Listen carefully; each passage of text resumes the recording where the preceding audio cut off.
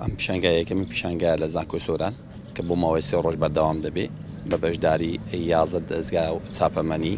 لە سەرتاسەری هەرێمی کوردستان بەبێ سانسۆر یعنی هێڵی سۆر بۆ هیچ دەستگایەکی با بڵێن چاپ و بەخشەمەنی نییە بە 5,000 ناونیشانی جیاواز کتێب لێرە نمایشکراون بە بەشداری سەرجەم چین و توێژەکان لە پاڵ هەمویاندا قوتابیانی زانکۆ بۆیش پیشانگای لە ناو زانکۆ کرایەوە بەڕاستی ئەگەر بۆ خوێندنەوە بۆ خەڵکی ئاسایی پێویست بێ بەڵام بۆ قوتابیانی زانکۆ پێویسترە ئێستاش کاتەکەی درەنگ نییە بۆ کردنەوەی پیشانگایەکە چونکە ئێمە پێمانوانە بی کە خوێندن و خوێندنەوە تەنها پێویستە لە چوارچەوەی ساڵی ئەکادمی خوێندن بێ بەڵکو لە پشووی هاوێنیشدا پێویستە قوتابیان خۆیان بۆ ساڵی ئایندە پرسەک بکەن بە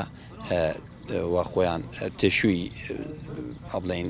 زانست و زانیاری خۆیان دەوڵەمەندتر بکەن هەروەکو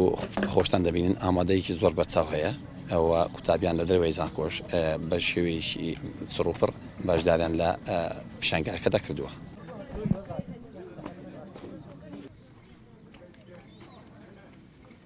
تەبەن کردنەوەی ئەو پیشەنگایانە مناسبەی زۆر باشە کاری زۆر باشە لەوەی دەرفەتێکی باشە بۆ هەم بۆ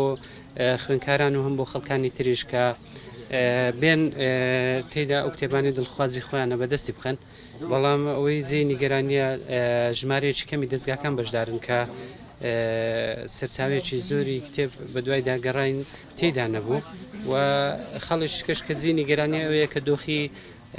گوزەرانی خەڵک زۆر باش نییە بە تایبەتی خوێندکارانی زانکۆ کە ئێستا ڕەنگە دنیای کتێبی دڵخوازیان هەبێت یان بیانوێ کتێب بکردن بەڵام لەبەرباری داراییەکە ناتوانن لەبەرەوە بەست گرنگی ئەوکردنەوە ئەو پیشەنگانە لەوەدایە کە ئەگەر کتێبیش نەکردن یعنی هەردیتنی ئەو ناونیشانە سەرچاوانە ئاشنابوونیان بە کتێبەکان کارێکی زۆر باشە باش بوو چەند کتێبێکمان دەستکەوت بەڵام داشکانەکە بڕی داشکانەکە کەمە کە پێم وایە لەگەڵ دەبواە زیاتر بێت بە تایبەتی لەبەرەوەی لە شوێنێکی وایە کە لە ناو زانکۆیە حسابی دۆخی خوێندکاران بکرابە بەس بە هەر حاڵ ئەوە کارێکی زۆر باشە و جێی دڵخۆشیە ژمارەیە کتێبی باشمان دەستکەوت سپاسیانەکەین دەستیان خۆشبی هیوادارین ئەوە لە شوێنیانی تریش بکرێتەوە و بەردەوام بێت.